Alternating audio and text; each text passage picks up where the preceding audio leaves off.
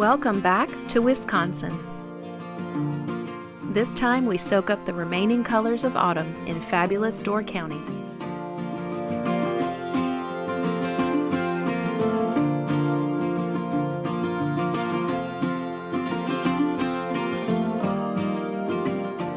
One of the main reasons visitors flock to this peninsula is all the mouth-watering food. You know that we love to eat, so we spent our first day sampling our way around the area. The Wood family started their fruit farm in 1955, and their roadside store offers specialty food products, a bakery, and much more.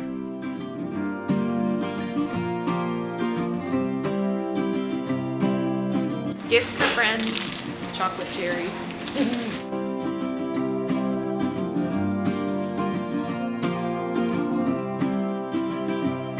Cherry horseradish sounds kind of weird, but it's actually really good if you like a horseradish, which I do.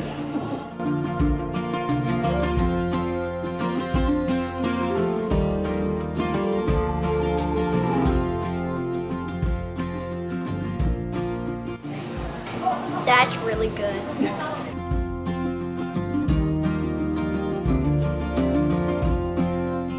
So stop number one, we had to restrain ourselves a bit because we have several places to go, but it was a lot of fun. Thank you, Wood Market. Next up was Artisan Bread, where the smells had us hooked instantly. We've just been to Artisan Bread, and they have some French bread that we're gonna augment some of the sweet stuff that we've bought everywhere else.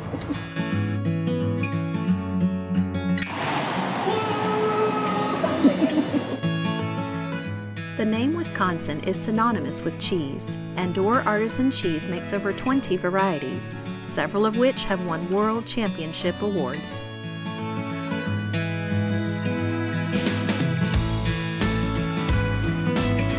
Wow, too many choices! More goodies? Oh, so good. So both of the cheeses that we wound up getting are aged 6 years. So Kaylee was only 3 years old whenever these cheeses were born, I guess, first made. And they are so good. They got that deep, strong, cheesy flavor that you really want to get from aged cheese. And they're so good. They'll go so well with that bread that we got at the bakery, which is also phenomenal. We've already got a little sample of that. This is a good, tasty day. Door County is spectacular in the fall, and nearly every road could be called a scenic drive.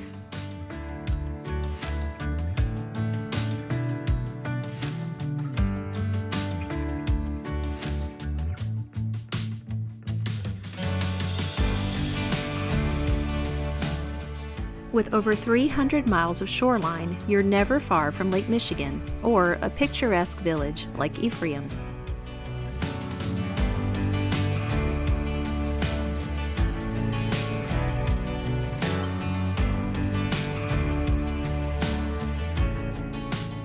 All right, well, the saga of food continues today. We clearly haven't gotten enough food, so we have to stop for lunch and get even more food.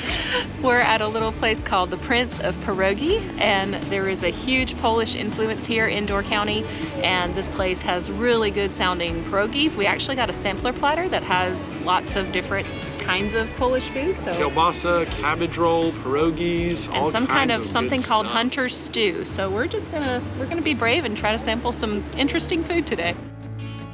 The platter was so flavorful that we devoured it very, very quickly.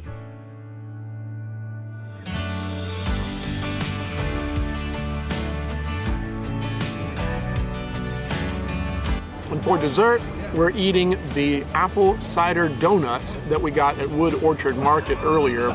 And these are some of the best donuts I've ever had. They're not yeast donuts, they're more of that sort of cake donuts, but they're not real dense. They're light and fluffy, but have a little bit of chew to them. The outside is crispy, and with that cinnamon and sugar, it is so, so good. As if we hadn't already sampled enough good eats, we made another tasty stop. Seaquist Orchards began in the early 1900s and now has over 1,000 acres of cherry and apple trees.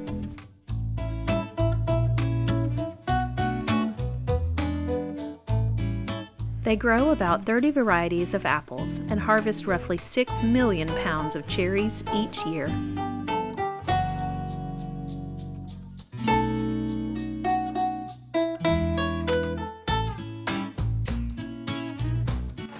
How many apples are used to make 1 gallon of cider? A gallon, that's a lot of apples. I'm gonna say about 100. I want to say 50. 36, Oh, you were I was closer. closer. How much does a bushel of apples weigh? I'm not big on how many. Bushel is something like 4 gallons, or is that a peck? I would say 4 pounds. Bushel, oh no, that's gonna weigh like 40 pounds. 42 pounds. All right, we're tied. How many varieties of apples are grown in the United States? 75. I don't think it's quite that many. I'm gonna say 60. 2,500? You were closer, but I don't know if we can count that a win. So you have to get out of the maze without going under or over any ropes. Think we can do it? Yes. Let's do it.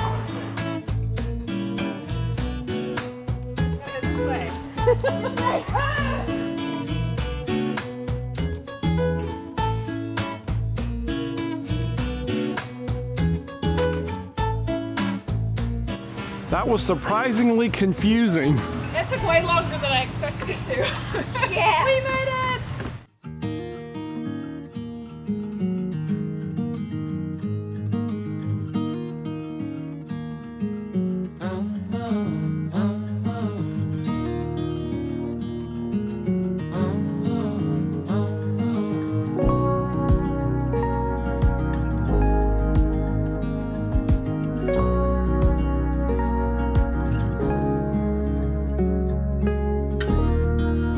Acting like a wild man, sleeping like a child.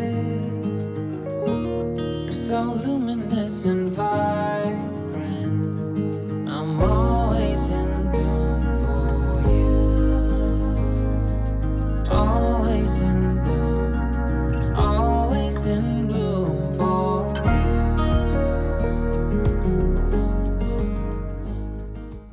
Good afternoon. We're having a bit of a late start with our touring today because it's been really windy, really overcast, and a little bit of rain this morning, but it's thankfully starting to clear up. We're staying in Peninsula State Park. This is one of the bigger state parks that I've ever seen, and this is certainly one of the most beautiful campgrounds. Even whenever it's green, I'm sure that it's still beautiful, but especially right now with the foliage around us, this is pretty epic. Most of the campsites here are just dry camping. Some of them have electricity.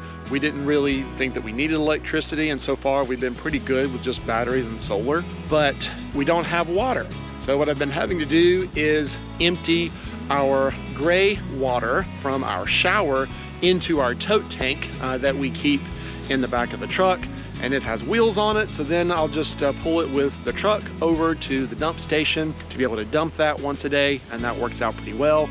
And then I fill up our water jugs, 5 gallons apiece, and I've got a couple of them, and I'll do those once a day, maybe twice a day, just to keep our fresh water filled. Yeah, we go through quite a lot of fresh water, but I've got 2 girls that want to get hot showers every night, and I kind of get that too. I like that as well. Looks like the weather's going to be clearing up enough that we're going to do some touring just here in the state park.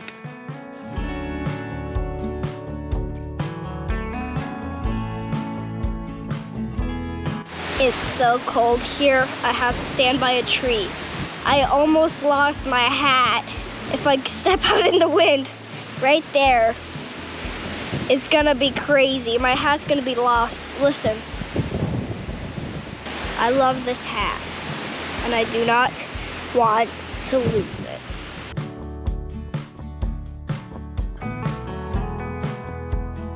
Can barely open the door to the truck. It is so windy today. The waves are incredible. Don't lose your hat! With the wind coming off of this, it's like 46 degrees, but it feels like it's in the 20s. And then it's just like, I lost my hat! Oh my goodness.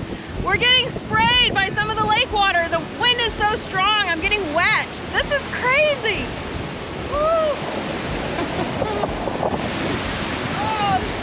oh, I did it again. Oh man, this hat. I think after all this, I need to get a new hat. What do you think?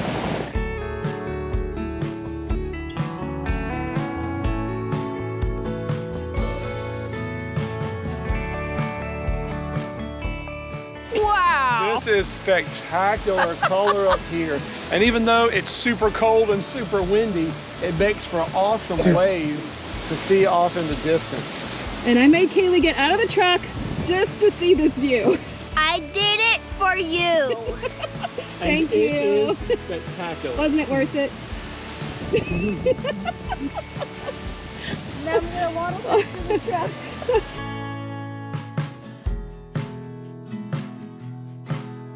Our plan was to hike and climb Eagle's Tower, which is probably the main attraction here in the park.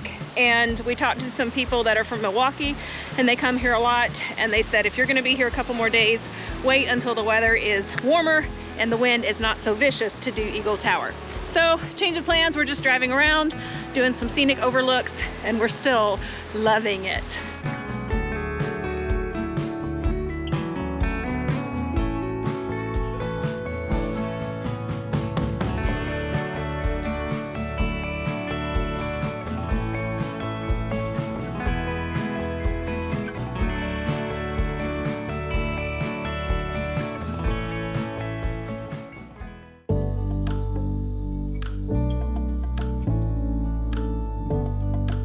Who have we got this morning on our adventure? My new stuffy, Who's this? Kermit. Kermit the Frog. I had to name him Kermit.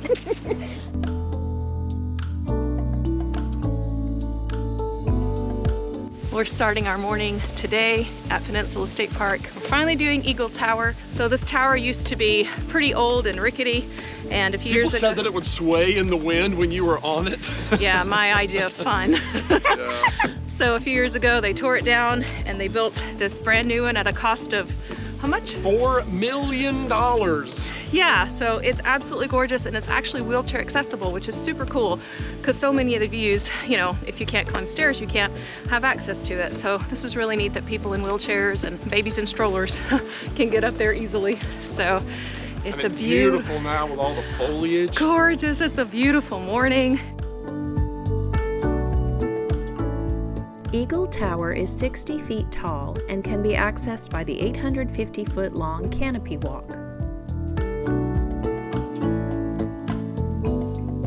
From here, we were treated to panoramic vistas of Peninsula State Park and Horseshoe Island.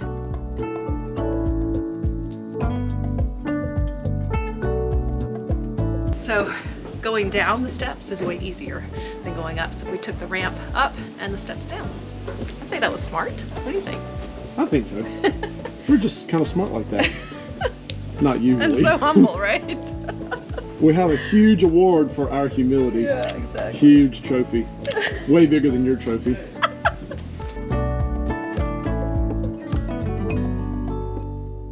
We got there to the tower just a little bit before 9, and there were only 2 or 3 vehicles in the parking lot. And literally within 10 minutes, Golly. right after 9 o'clock, there are almost no parking spaces still available.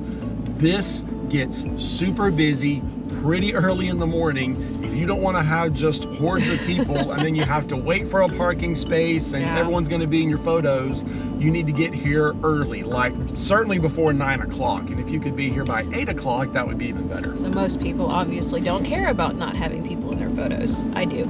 There's definitely not as much variety of color from here. It's mostly yellows and oranges, you know, less And it's weird because the color here is actually, I'd say, well past peak. A little bit. But then you come a little bit further down and in, and it's still a few days before peak. It's weird. Color is just patchy like that. But for me, the beauty was the tower itself. It was absolutely gorgeous. The wood was beautiful. They built it to be very aesthetically pleasing. It was very, very pretty.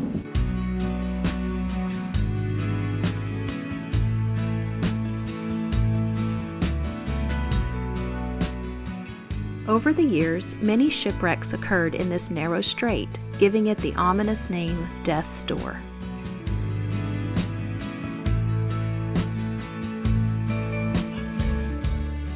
Strong currents, shallow reefs, and unpredictable winds made it one of the more dangerous shipping routes around the turn of the 20th century.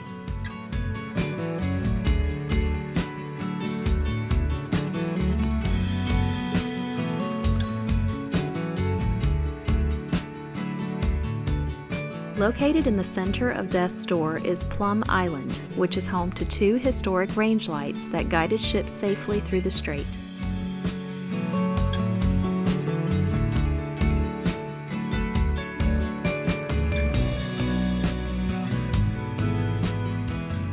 When one last smokehouse selling lake trout crossed our path, we didn't let the opportunity swim away.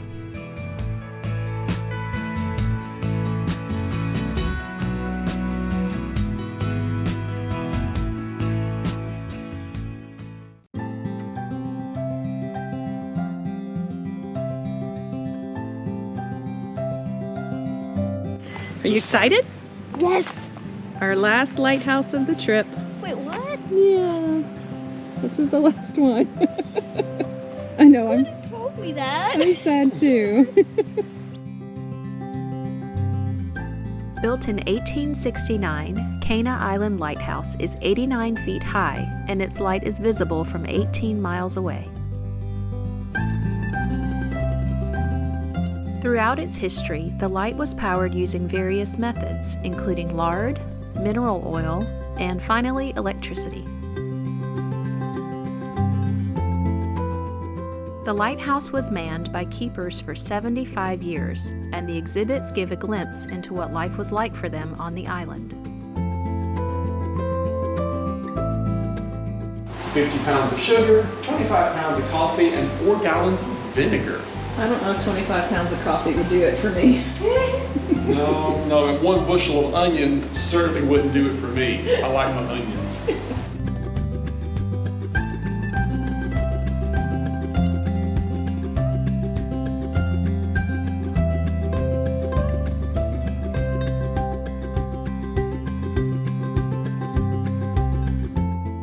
Wow, the view from up here is gorgeous. The sun is finally out again.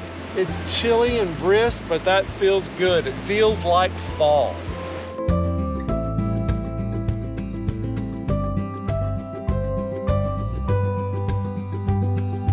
Kind of makes me sad that this is our last lighthouse of the trip. We've loved every one of them, especially the ones that we could climb up out to the catwalk. It's just been like a glimpse back into history. I don't want to cry again, but I think I might. Sorry.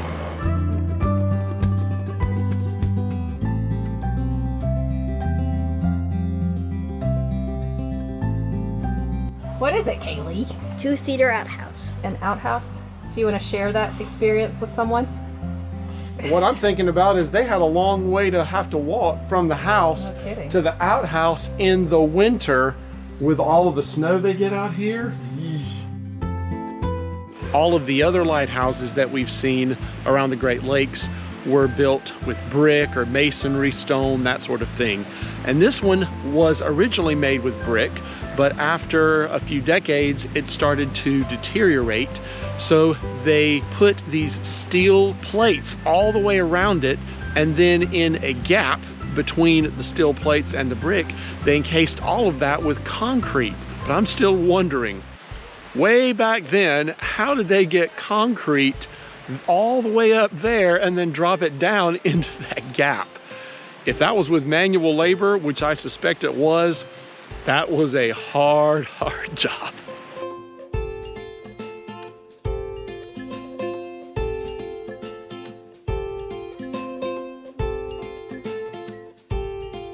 It's not every day that you crunch when you walk on a beach.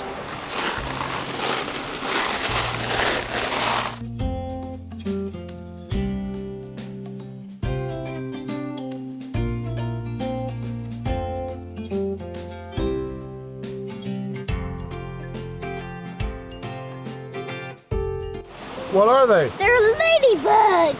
And look, they're everywhere on these rocks. A rocky causeway connects Cana Island to the mainland and is usually submerged under shallow water. Wagon rides are provided to visitors so they don't get their feet wet. Things you do for your kids.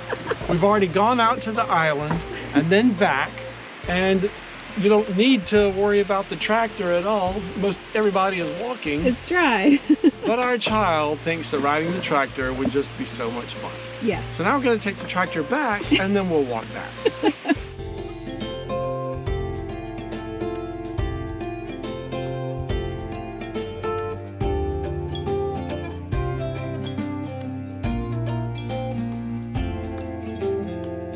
Well, that was probably the shortest visit anyone's ever made to Cana Island. About 60 seconds for them to turn around. And Now we get to go back.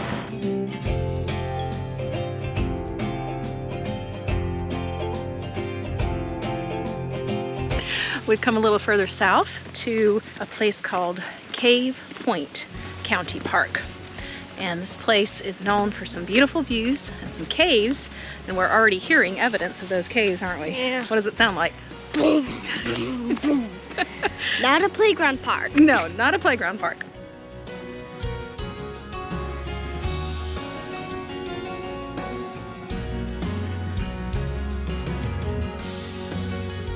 Cave Point is known for its dramatic limestone cliffs and deep caves carved by the violent waves of Lake Michigan.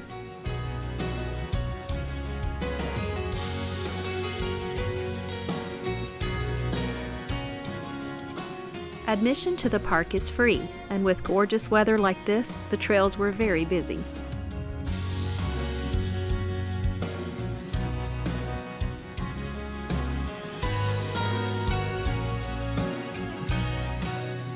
Hearing the powerful force of the water and witnessing the last glow of autumn leaves, we couldn't think of a better way to end our time in Door County.